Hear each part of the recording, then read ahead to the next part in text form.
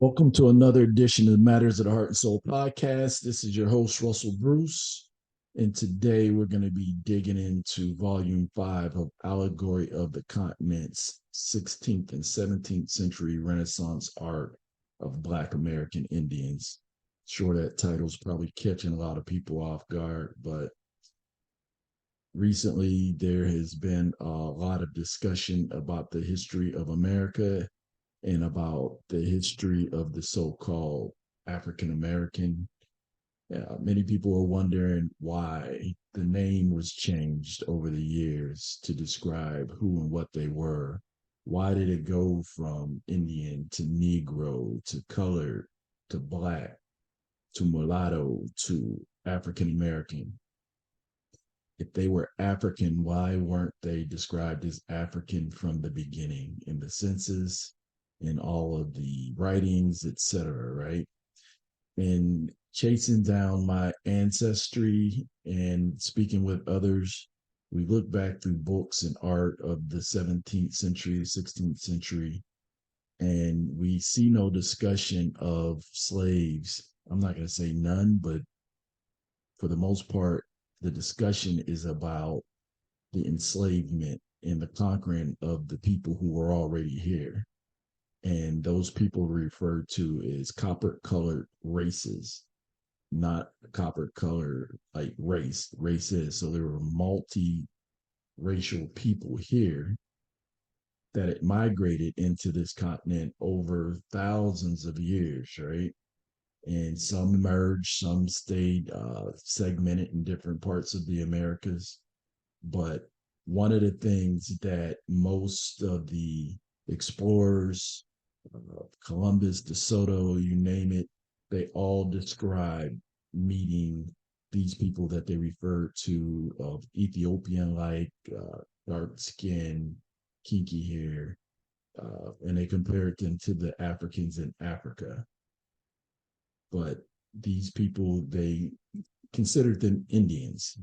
So we're going to roll with that for right now. So stay tuned. This is going to be a little intro. Then I'm going to get into the actual volume 5 of this book and have a little discussion on it so you really get an understanding of where we're trying to come from today. Stay tuned.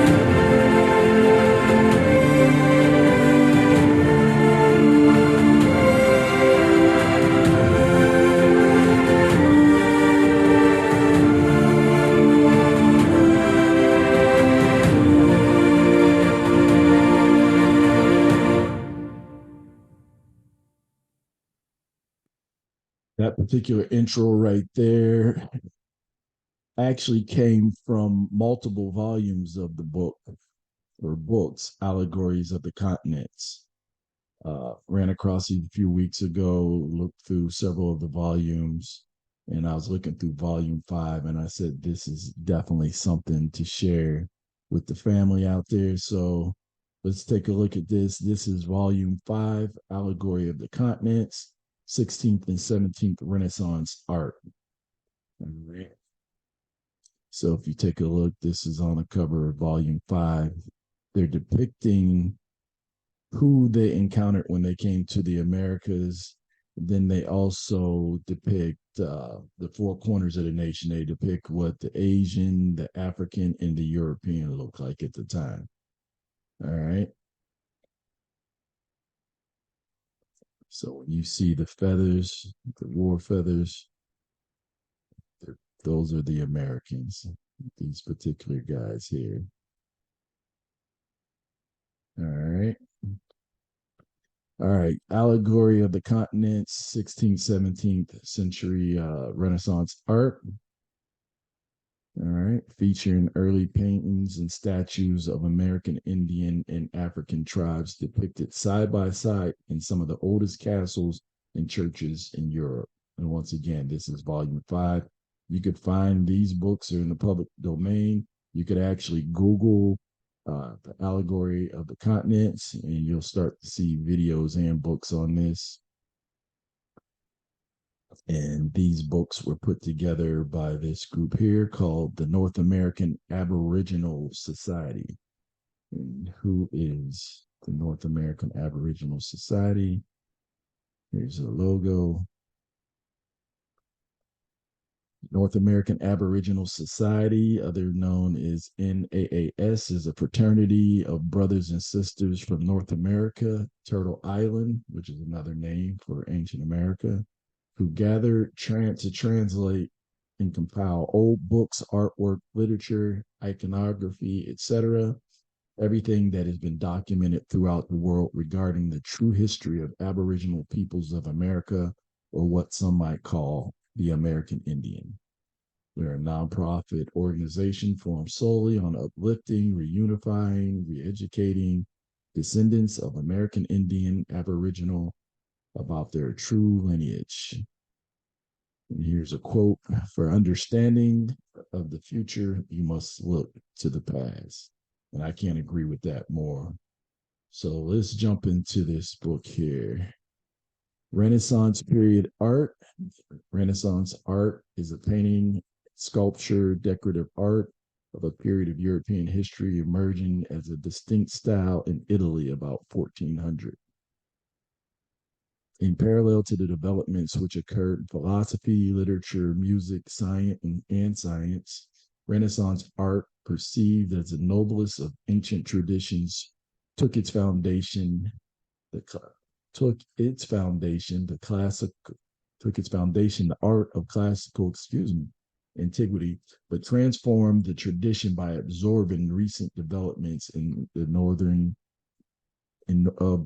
Europe, and by applying contemporary science knowledge. So we'll jump in here. So basically, in this particular volume, they're showing a lot of art that of what these people actually seen when they came to America, and they tried to capture it in art with statues and with mural paintings of the people and their surroundings, like the different types of fruit, animals, etc., and try to capture some of their personality. All right. Here's a few definitions. And let's jump into some of these paintings and art, give a definition of what allegory is. And in this case, they try to give a depiction, even though, once again, the copper colored races, there were multiple groups here, but the most distinguishable groups are the ones that they were trying to depict.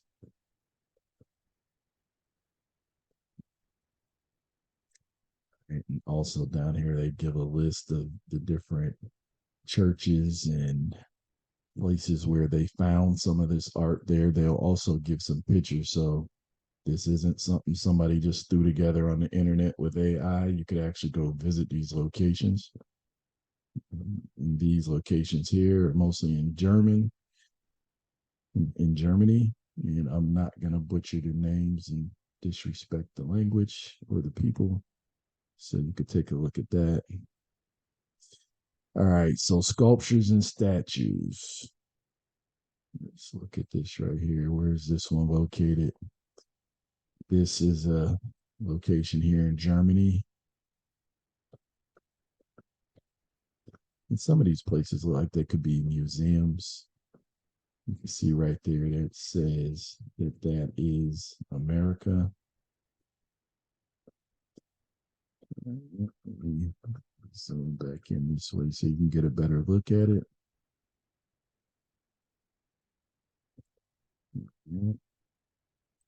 Africa.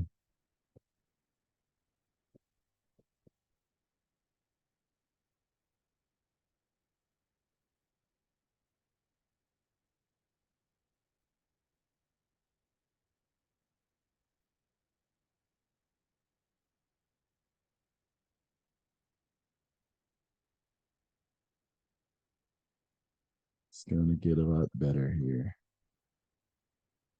This guy here, the arm over a period of time fell off.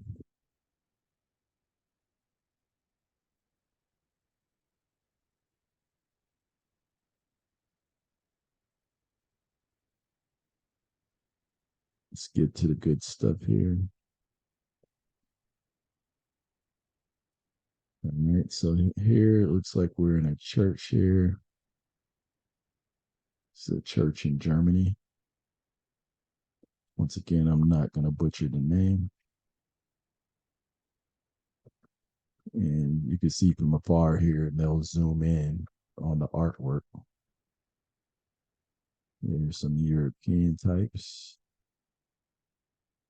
And here, this is like a nativity with the three wise men. There's a more close up.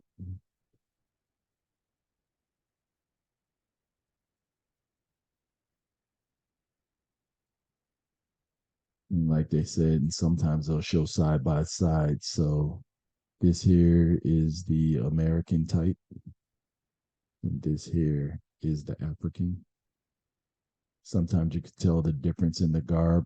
You got to also think during this time, the Moorish Empire had just fallen, and the Moors, for the most part, were Muslim and dressed in a lot of garb that you would associate with Muslims from North Africa in the Middle East.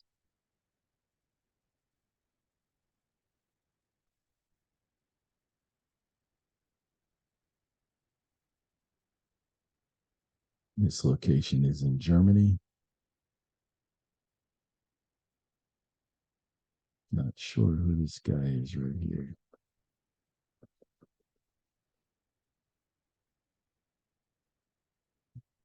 It's interesting. I didn't see that last time. Not sure who that is. Let's see if they give us a name.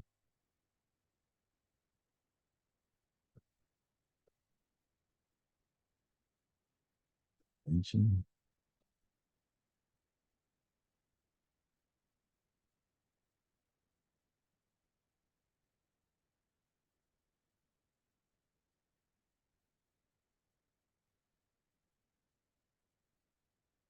Get this centered back here.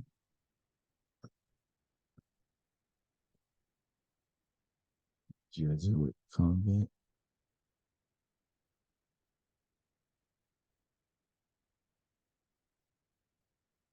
Let's see where this one says it's located. St. Stephen. I could pronounce that one. So inside this church here in Germany. All right, let's go back. You can see from a distance.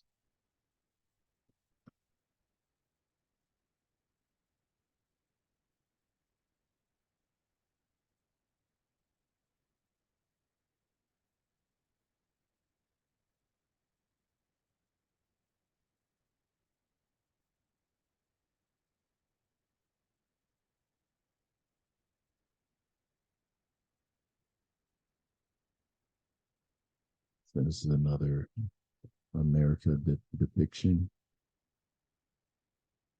And this is an African.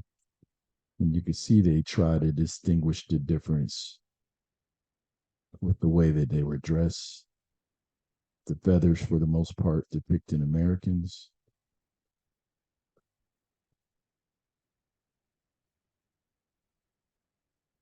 And here you can see the Asiatic and the European.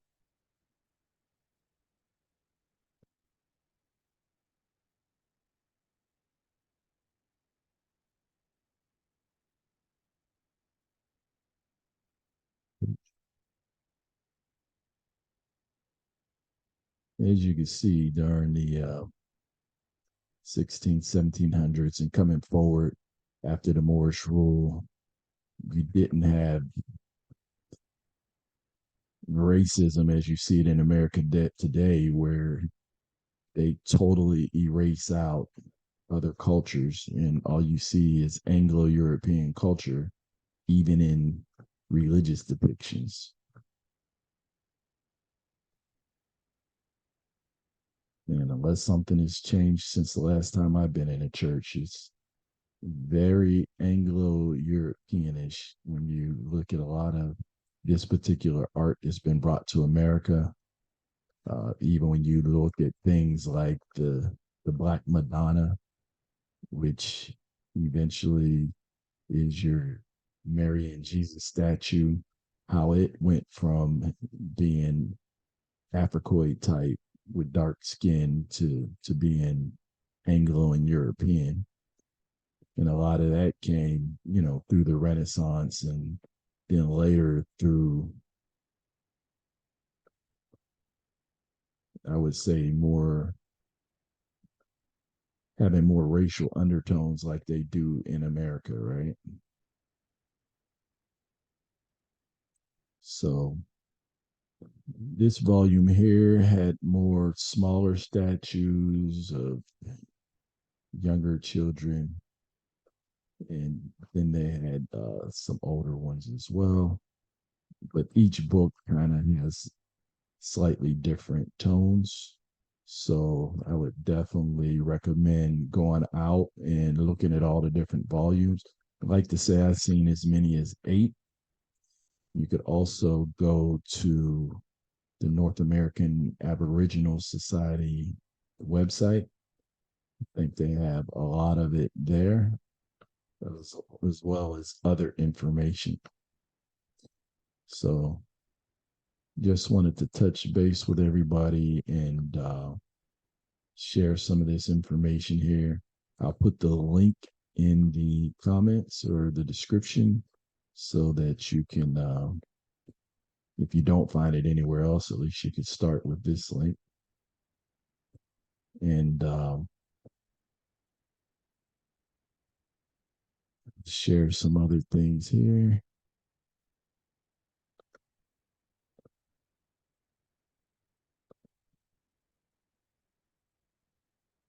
Can't remember what the name of the book that this is actually on the front of a very historic book that was written in the 16th, 1700s, also depicting an American king. And, like, for example, there's a lot of history that totally gets omitted, especially like things like when they speak of Chief Tuscaloosa, Chief Tuscaloosa, who Tuscaloosa, Alabama is named after. Here is a guy who kind of looked just like this guy, tall black guy, physically fit, stood over 7 feet tall, and was a fierce warrior.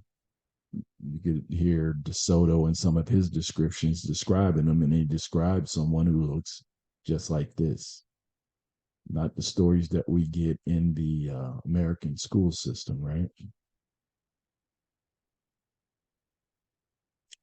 Yeah, this right here, let's read this. It is documented that the copper colored Aboriginals have lived in the American continent for over 50,000 years. There are many early documents describing the phenotype of the Aboriginal Americans prior to European invasion. Harriet Beecher Stowe, author of the famed Uncle Tom's Cabin, 1853, describes in detail the phenotype of the Aboriginal Americans in her book, Primary Geography for Children on an Improved Plan, 1833. Before white people came to America, it had many tribes of people in it. Some of these tribes still remain in the United States and in the countries north of it and in South America. These form what is called the American race. They have a copper colored skin, long black hair, small dark eyes, and very thick lips and broad noses. Beecher Stowe, 1833.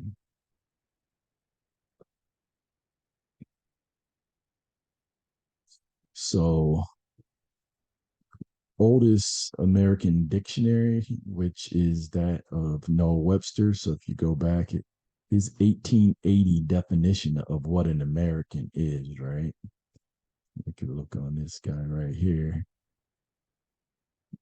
American, pertaining to America, a native of America, originally applied to the aboriginals of the copper colored races found here by the Europeans, but now applied to the descendants of the Europeans born in America.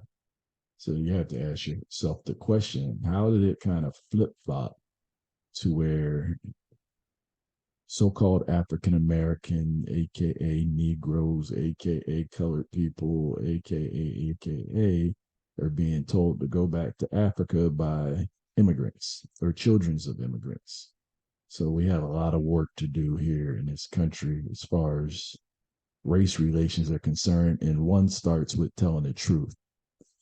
So here you could look also in another older depiction of what an American and an African and someone say from the Pacific Islands, etc., Mongolian and a Caucasian, Asian. That's another story for another day right there.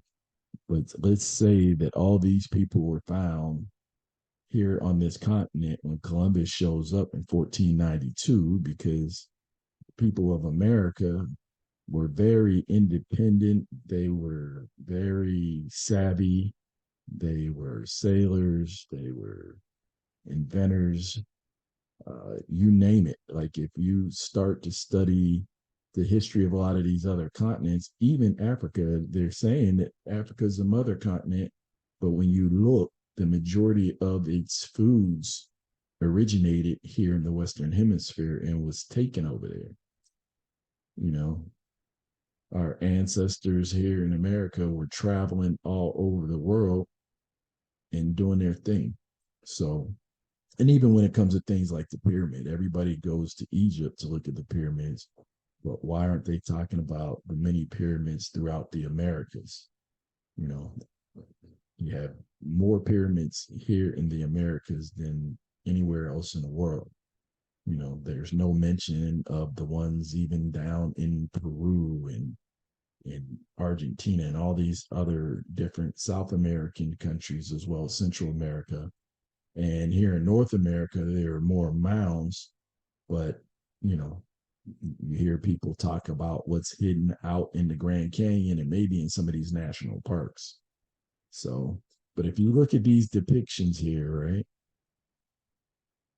the so-called Negro or say African American is pretty much a culmination of all of them, because over thousands of years, as other races and tribes have migrated into this hemisphere, you know, some of them have got along, some have warred, but we're pretty much if anybody tells the truth, you're a culmination, pretty much everybody here. In our last podcast, we talked about even in Louisiana, where you have a lot of, say, people who classify themselves as white, when they shake their family tree, there's a whole bunch of Negroes falling out. And most people with darker hair, darker eyes, uh, I think if they go back so many generations, they're going to find that they have people of color in their tree. Let's just keep it that way, right? Especially if you were to look at a map, you see where North Africa is located in Southern Europe, and you look at some of the Southern European countries like Italy, France, Spain, Portugal. And even if you study their history, it's not rocket science. A lot of them have darker features, more so than the Nordic areas in Europe. And those darker features, the dark hair, dark eyes, which the majority of people on the planet have dark hair, dark eyes, looking like these people in this picture, and they carry those genes. But all right, so for the sake of time, like I said, there's other volumes out there. There's no way to just try to do this all in one set. We could probably break it up in pieces, but I'll try to point you in the right direction so you can go out and do some research on your own. But once again, it's the allegory of the continents, and it's depicting art from the 16th, 17th century. And once again, I'll put the link in the comment section or the description so that you can gloss through it at your leisure. Once again, this is Matters Heart and Soul Podcast. Thank you for joining, and we'll catch you next time.